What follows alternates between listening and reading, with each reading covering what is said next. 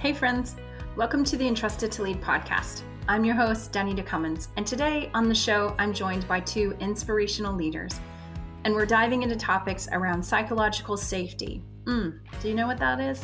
It's taken me a minute, but I think I understand now. And we're going to talk about their hearts for helping leaders and organizations grow. Karolin Helbig received her PhD in human genetics and then spent more than 15 years as a top management consultant with McKinsey & Company. Minette Norman spent 3 decades leading global technical teams in the software industry, as well as in several roles, most recently as Vice President of Engineering at Autodesk. They're here today to talk about their upcoming groundbreaking book titled The Psychological Safety Playbook, which is a practical, actionable skill with real-life examples for implementing psychological safety in the work environment. I'm excited to have them join me on the show today, so let's dive in.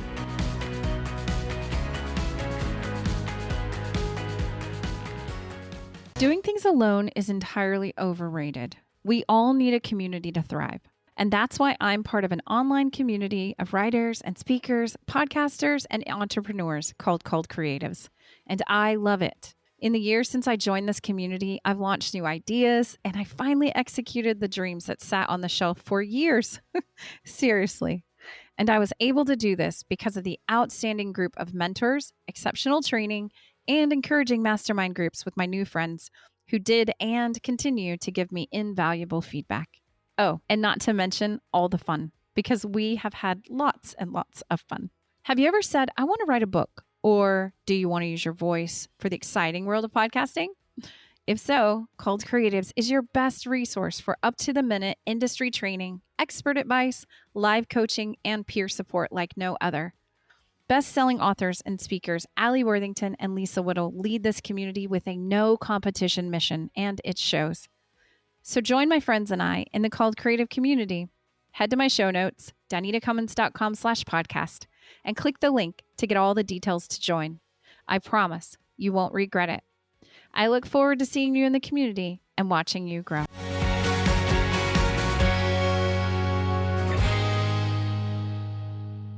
Welcome to the Entrusted to Lead podcast. Today on the show, I'm joined by two inspirational leaders, Dr. Karolin Helbig and Minette Norman, and we're diving into topics around psychological safety, which is a really big word I'm super excited to dive into with the experts today.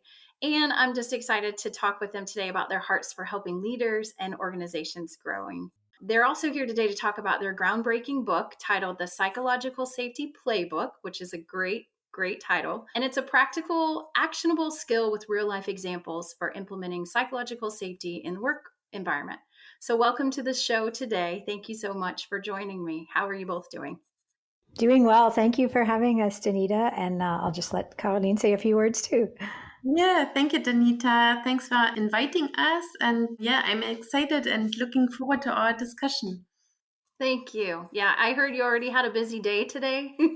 So thanks for joining us. I know you guys have been really busy with the book and all the things that you're doing. So Minette, maybe we'll start with you. And can you tell us a little bit about yourself and how you and Karolin started working together? Yes. So I had a very long career in the software industry. I spent 30 years in Silicon Valley companies in the San Francisco Bay Area. Although my background wasn't actually as an engineer, I started out as a technical writer and I worked my way through various positions and I was VP of engineering at a large software company. And when I was in that role, I got really interested in human dynamics and how we worked together and how we collaborated and how often the environment wasn't very inclusive. And a lot of people, including myself, didn't always feel comfortable speaking up. And I, was doing more and more work on really diversity, equity, and inclusion in addition to my role leading engineering.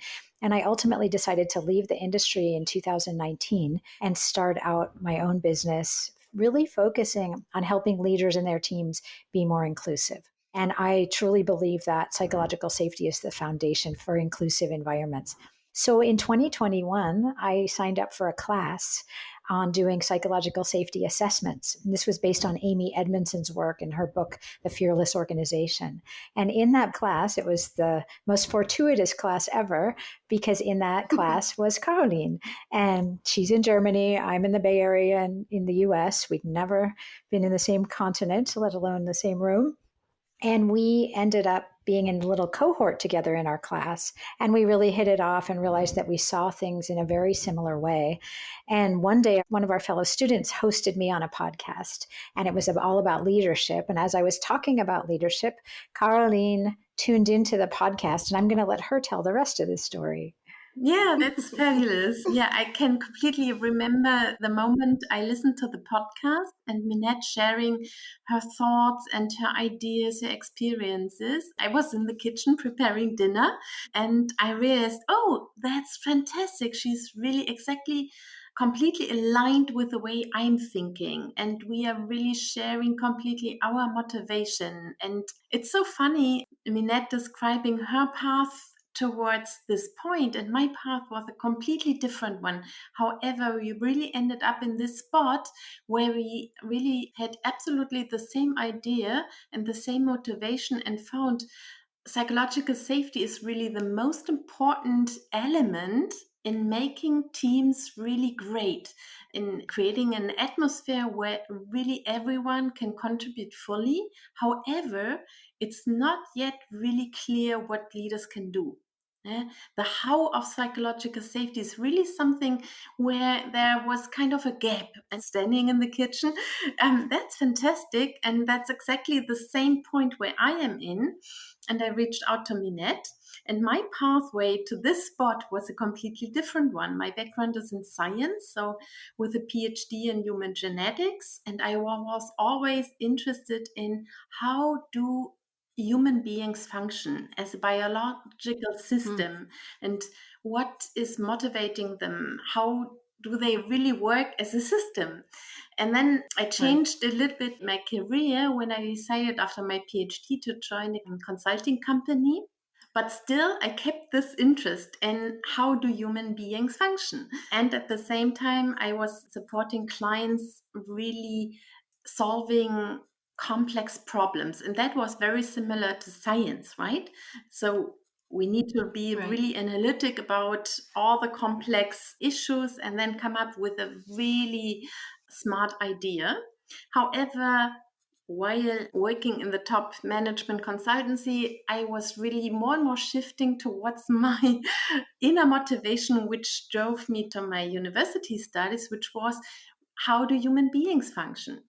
And that was at the point where I realized, oh, I want to shift away from this more analytical path to what does it really take as a leader to lead a team and to really be skillful about that with psychological safety as a key ingredient. And that was where Minette and I started to collaborate on.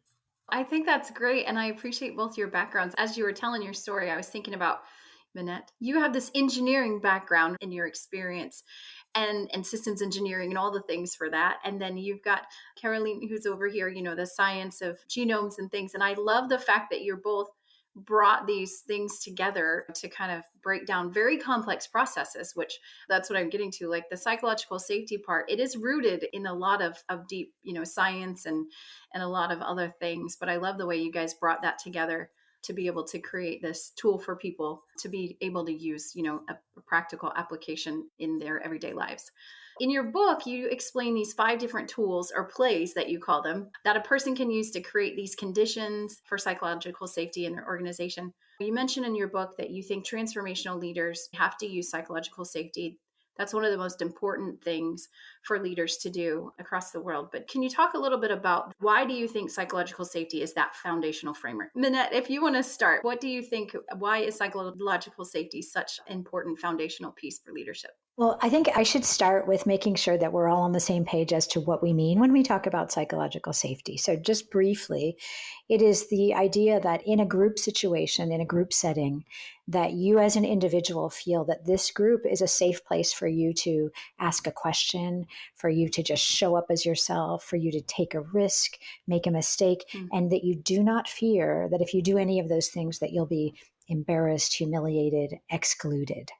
So that's what the concept means. And it's, you talk about it as being like deeply scientific. It is actually also very deeply human in that we really need to feel this sense of, I'm in a group where I can show up as myself and I don't have to hide what I think and I don't have to hide who I am. And it's so important. The reason I believe, and Karolin and I believe, and I'll let her speak after me too, that it's so fundamental is that there's a collective genius in groups because everyone brings a different perspective. And I really do believe that the whole is greater than the sum of its parts, but only if each person can contribute their unique way of thinking, their unique background and experiences. And if they do not feel safe, what you get is homogeneous behavior. Like everyone converges on groupthink, and you don't disagree with the leader or you don't disagree with the majority. So you don't tap into that genius that is all around in a diverse workforce. And so that's why I think it's so important that leaders really try to establish a foundation of psychological safety every single day in every interaction. So I'll leave it to Karolin to pick up from there. Yeah, and actually, Minette, I love how you expressed it, the genius of the group. And psychological safety is really like the golden key to open this genius. And at the same time, we really need to be aware that we as human beings really not naturally wired for psychological safety. So we are wired, we have a really very sensitive radar for threats in our brain, the amygdala. And this is really when there's the slightest sense of a threat, it goes off, it launches a fight, flight, freeze. And what happens is we step back from any risk. So we play it safe. We don't speak up. We hide. And that's kind of our natural wiring. And that's why leaders, it's so crucial that leaders really encourage everyone to speak up, because speaking up is taking risks, right? If you don't speak up agreeing with people, with others, but speaking up with your own ideas and maybe wild ideas, and maybe people think, oh, that is really a little bit crazy, or we don't like that they are disagreeing or whatever. So people really need to take this courageous step despite their amygdala, despite their natural wiring. And this is something where psychological safety can really help, because it's kind of counterbalancing our natural wiring for being risk averse. Yeah, no, I think that's great. And your playbook, you talk about them as plays and that you can do them every day. And that's what you said, every single day, which I think is really important. Do you see through your experiences how these plays, I don't know how to frame this question. It's not a question that I prepared, so I apologize. But I'm just, as you're talking, like that fear of risk, us being afraid to take the leap, being afraid to step up, to say something. Is that something that you can learn how to counteract, right? And I'm thinking from the lens of, I have a person in an organization today whose leader is not creating a safe word, psychologically safe. Like they are not creating that space. And so how does can that person, through using your playbook and learning about psychological safety, understand how risk feels like in them, like what fear feels like, and then learn how to overcome that, right? So they can continue to move forward. It's like a learned behavior. Or is that not at all? Absolutely. I love your question and the thinking, and absolutely yes. We can get in the habit of overcoming our natural risk aversion. And what we need is to become really more self-aware, and then having and cultivating a way of dealing with our natural fight, flight, freeze wiring. So instead of running away from any risk, turning toward, pause and see what happens. Oh, I'm triggered. Oh, my amygdala went off. Taking a deep breath and then choosing your response instead of just reacting automatically. And this absolutely, yes, can be trained. This is a skill, a trainable skill. And that's exactly the foundation of our playbook. Our playbook shares really very tangible skills we all can practice. And the more we practice, the more it becomes our it becomes natural. It becomes our second nature. Right. Yeah. And Minette, I think we talked before, your experience in organizations maybe that were toxic or the culture wasn't ideal, right, for the psychological safety. And I just had lunch with my good friends on Monday, and they're currently still in a toxic environment. So that's what's coming to mind as I'm sitting here having this conversation with you today. Like, I have great empathy for these two ladies who are sitting there in an office every day, struggling in an environment that's not safe. But with your experience, how do you take this playbook and put it into action as just the person who's sitting in an office every day? How does a person take your 5 steps to your playbook, and how do they live that out every day? Well, what I would say, first of all, is also the empathy for people living in toxic environments where they do not have a safe environment to speak up, speak out, and, challenge. And Yeah. definitely it varies not only from organization to organization, but from team to team in an organization. So, like, you could be in what seems like a great organization, but you have one leader who really shuts down dissent or who won't listen to opposing viewpoints. And that can be really problematic. And what we try to do with the book is to make it so that every single person can see themselves here and can try something in the book. And that's why we made it very modular. Right. It's 5 plays with 5 moves each. So there are 25 moves. You can try any of them. And really anyone can benefit from any of them. And so our hope is that it won't just be the people who are feeling they're on the receiving end of toxic leadership, but it will be the leaders themselves who say, like, maybe there's something here. And, our target audience is anyone in a leadership role of any kind. And so we're hoping that it finds the audience that people can say, okay, I'm not going to try everything at once, but maybe if I just try, like, here's an example. It's one of the things early in the book in the courageous communication or whatever. What do we call it, Karolin? Communicate courageously. Sorry. So we have one suggestion, and it's a very easy one, but it's that leaders start to say, what am I missing? So they get up, they present their strategy, they have, like, these are our goals and our KPIs for the quarter. And then they just take a moment and they say, what am I missing? And they really step back to listen.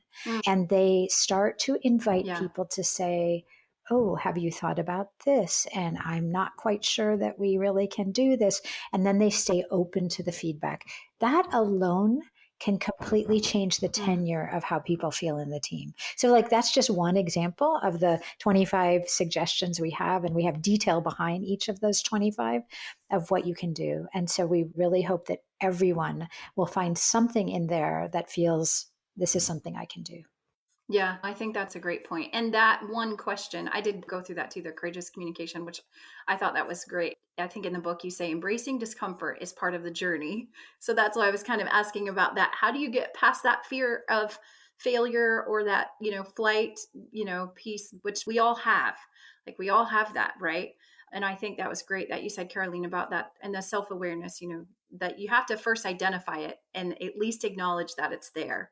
And then you can, you don't have to necessarily solve it today, but you definitely have to at least be open and willing to at least see it, right? And let it have a seat at the table. Like, your fear, you get to sit here today. We might not solve you, but at least we know you have a seat at the table. So what part, or if you want to share, how did your own experiences frame the context of this book? Minette, you said, it's really for the leader, your target ideal client is the person who's going to pick up this book, who's willing to try, that leader who's willing to try. But do either one of you want to share how your own experience framed the context of this book and how you came to, be here today? I'll let Karolin start and then I'll pick up after that. Yeah. Yeah. I think the book is very short, deliberately short. However, I think it's really informed by all our diverse experience. So from my side, it's really based on all the fascinating neuroscience which is coming out right now. However, it's not a textbook, it's not at all academic, it's really highly practical. Right. However, it's based on neuroscience, and we offer references and sources. So for people who want to dig deeper, they know where to go. So it's all based on the latest research. So one of the big pieces I could contribute. And then, of course, all my years in management consulting, I saw so many different client organizations, so many different teams in different countries, different cultures. At that time, back at McKinsey, I didn't have this term, psychological safety. I wished I had, because it Right. would have explained so much. But all what I experienced was informing the product, the book we finally came up with. Yeah, no, that's great. That's great. Yeah, I'll add on, I guess, because I certainly had so many experiences over the decades of both being in teams where there was a high level of psychological safety and understanding the power of that. Like, I have this really vivid memory of being part of a team. It was actually fairly early in my career. We were a multidisciplinary team working on a product together. And there was something magical about that team in that everyone could totally speak up. Everyone was really, it was very egalitarian in terms of like how we divided up work, who spoke, like everyone spoke equally. There was no one who dominated. And we put out the best product we had ever put out, and we were ahead of schedule, and our customers loved it. And it was like, this is what's possible when you're in a team where everyone can fully contribute. And by contrast, I was in teams and I even led teams, no matter how much I tried, where I couldn't get people to really speak up. And I'll tell you what I saw a lot of in the corporate world is you'd be in a meeting and, you know, everyone would ostensibly agree in the meeting, like, yes, this is what we're going to do. Then you walk out the door and there's the meeting after the meeting, and people say the things that they were afraid to say in the meeting. And that's when you know this is not a safe environment, because we can't speak our truth in the meeting.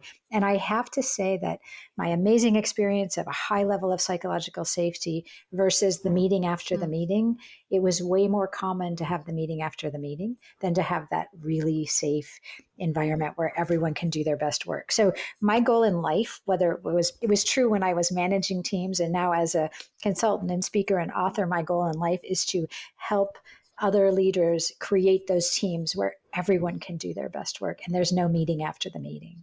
Yeah, I love that. And when you were talking earlier, sharing that perspective about when we're all working together and it's a psychologically safe environment, everybody can bring, their best, and that team can really thrive from those, diverse viewpoints.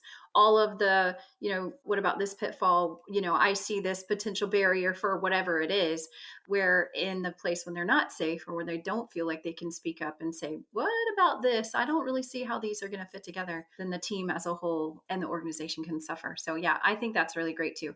My only experience with really high performance teams is working in the military and the special operations community. And that's very much the same kind of mindset, right? It's like very small teams, chosen specifically, trained for a specific specialty, but creating those levels of trust that, just are, you almost can't find them anywhere else in the world. And so those are some of the most high performing, just phenomenal teams. They can do so much, but it's because they live and die for each other, quite frankly, they actually do, and then I try to take some of those models of leadership, some of those lessons, and bring them into the workplace. We don't all have to do, live and die every day, but creating that environment, I think, is really important. Yeah, and maybe just adding to that, I found it fascinating contrasting those two experiences. And I think it's no wonder that this great experience where there is really full psychological safety and everyone can contribute fully, it's no wonder that this is not often the case. It's not at all our natural default. It's not what happens automatically. It's really, what did you say? It's the magic happening, right? However, this magic can be kind of reproduced. And that's what our book is all about, to give you, the leader or anyone in the team, kind of the tools to make this magic happen.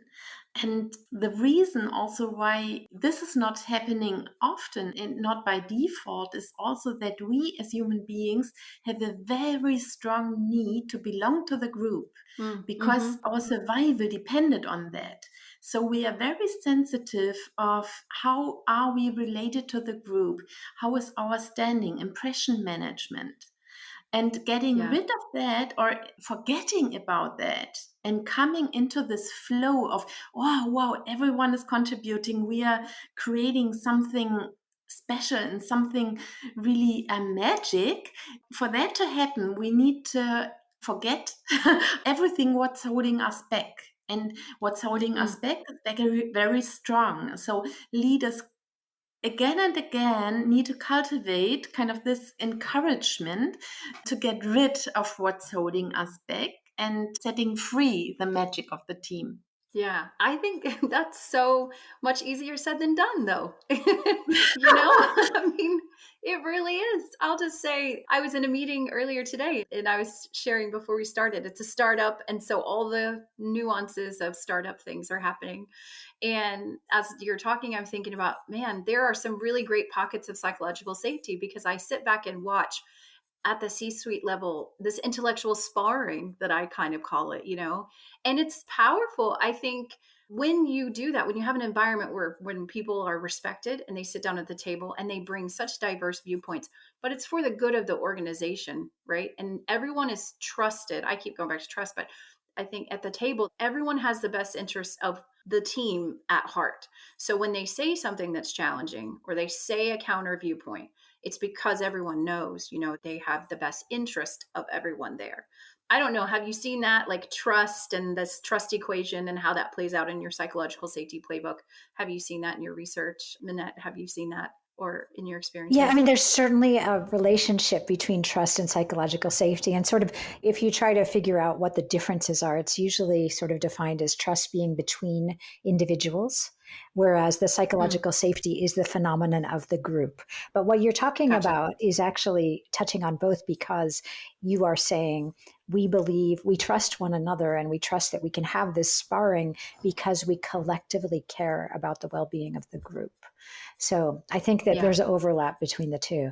And I've seen that, yes. And I've also seen, and this is where the intellectual sparring thing can get interesting. I've certainly seen this in the tech industry. There's a difference between intellectual sparring where people are truly listening to one another's point of view and they are collectively trying to get to a better answer, versus where people are just trying to show off their own intellectual prowess and they're not listening to one another. So in a safe and healthy environment, the sparring is because we want to get to the best idea for this group. In the unhealthy, less safe environment, people are talking over each other and they're not hearing each other. They're just trying to be the smartest person in the room. So I think you have to be really careful and keep checking back. Is this for the collective good? Or are we trying to, is this about ego? Yeah, no, I think that's a great point. That's a great point. It goes back to, I think part in your book too, you talk about vulnerability, right? And you said, I think the part that you said, leaders tend to believe they need to have all of the answers and that they can't show any emotion. But I do believe the same, that's why I love your book, and it's about the heart, because we bring all of ourselves to the workplace every day, right? All of ourselves, our good and our bad, all of it comes. So do you have any thoughts on how that dynamic plays out? It could play out in a good way, right? Because we're all about helping people be better. But how does that personal kind of vulnerability dynamic play out in a psychological safe environment? Yeah, I think, Danita, that's great to mention vulnerability. And that's also closely linked to what is behind the play you mentioned, communicate courageously. And that's exactly the courage we have in mind. The courage to be vulnerable, the courage to show up as a whole human being, the courage to show up with imperfections, with not knowing all the answers, with questions, with failures, and so on, so on. So the subtitle of our book is Lead More Powerfully by Being More Human. And actually, that's really kind of our manifesto, our core belief. If we muster the courage to show up fully, we'll all be better leaders, better team members. However, this is not easy because there's so much holding us back, there's impression management, there's ego, and so on and so on. So having the courage to start a different play, to really start a new paradigm in leadership. This is what our book is about. Yeah. And it is hard. I'm just thinking through the leader who's sitting there today, okay, how do I be more vulnerable? How do I dare greatly? And all these, other things that we have out in the world.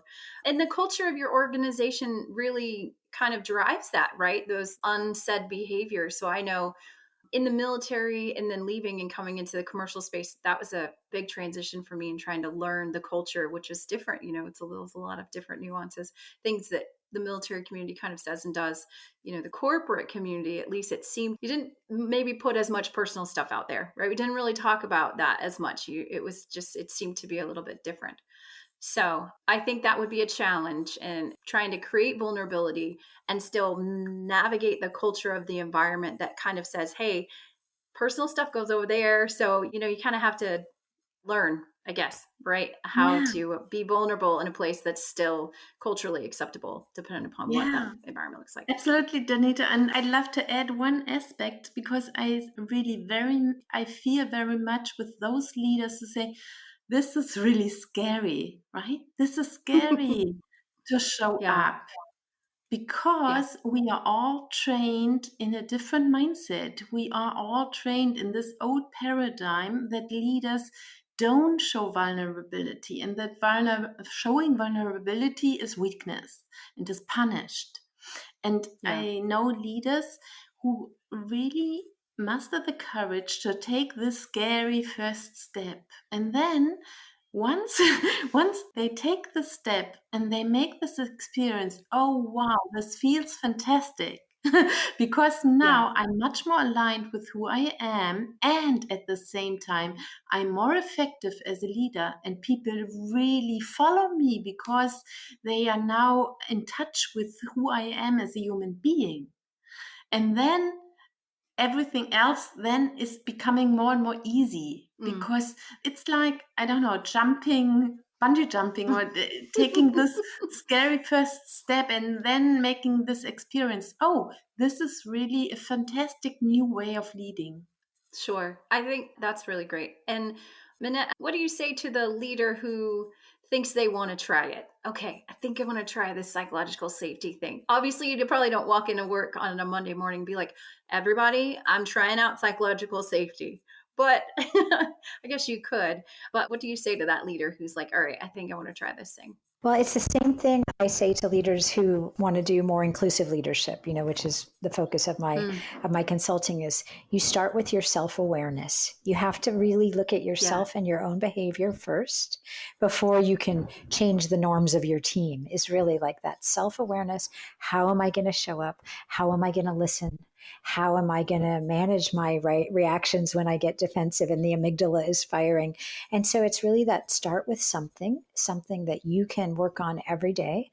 And you don't have to do it all at once. So that's why we've offered this modular playbook, is like, pick something. Maybe I want to work on my listening skills this week, and I'm going to go into every single one-on-one committed to fully listening, no distractions, not trying to prepare my response, really listening to understand, and that, even though that sounds small, it's actually huge, because we have to unlearn all of these ways where we think we're listening, but we're not actually listening. So that's an example. And, what I try to do is say, don't let yourself get overwhelmed, because it can be overwhelming. Like, okay, we've got 25 things. I have to do all of them. No, try one thing, practice, see what's hard about it, see what's good about it, iterate on it, try another thing.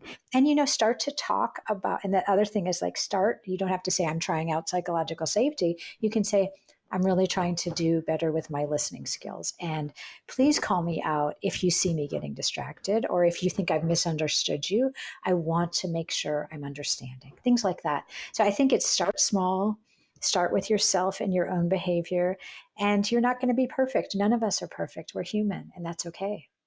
Yeah, I think that's great too. And the leader giving the team that feedback loop, right? Because that's so important.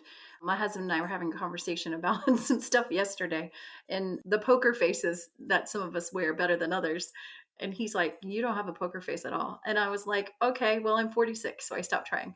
But that feedback loop is so important. So if the leader just has, like you said, being willing to try one thing, and then being vulnerable enough, Karolin, like you said, to just tell the team, hey, I'm working on this one thing this week. I would appreciate it if you could hold me accountable or give me some feedback. I think that's invaluable to this incremental growth that we're all striving on. I think it's great. I'm super excited for you guys in the book. I think it's going to be a powerful tool and resource, obviously well needed with years and years, of experience and research and all the things that you're putting into it. So I'm super excited for both of you. I hope that it really does make a difference. I think it will. So your book is launching, right? Soon. Is there anything else, any other ways that people can find you? They can obviously find the book, but Minette, start with you. You have your consulting business, right? And things that you do, but how can people find you? Yes, but I would say people can, anything book related, please go to the Psychological Safety Playbook.com Perfect. website. We have a bunch of resources there. We have a mailing list to sign up to stay connected. We have all the links for the online retailers. And then, I'm Minette at MinetteNorman.com is my website. I'm on LinkedIn. And we would love to work. I mean, what Karolin's and my dream is that the two of us get brought in to do this work with many organizations, because we really believe, the book is the beginning and there's so much we could do. So we'd love to, if you want to reach out to both of us, we'd be happy to work with you. So that's how you find me and us. And Karolin, I'll let you continue. Yeah, exactly. So the first site to go to is our book site. And then myself, I also have my personal website, karolinhelbig.com. I offer a lot of services all around emotional intelligence, mindset, mindfulness, and so on and so on. However, psychological safety is really very close to my heart, because I really think this is the one kind of magic ingredient if you really want to make your team a high performing and happy team.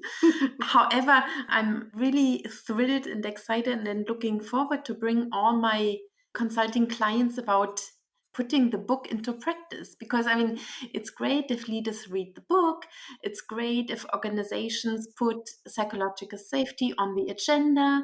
But then actually maybe the real work starts, right? So leadership trainings and really supporting teams and so on. So I'm really fan of supporting clients in taking ideas and in really translate them into practice. So I'm really open, together with Minette, supporting organizations, teams, leaders all around the world to really put our book into practice.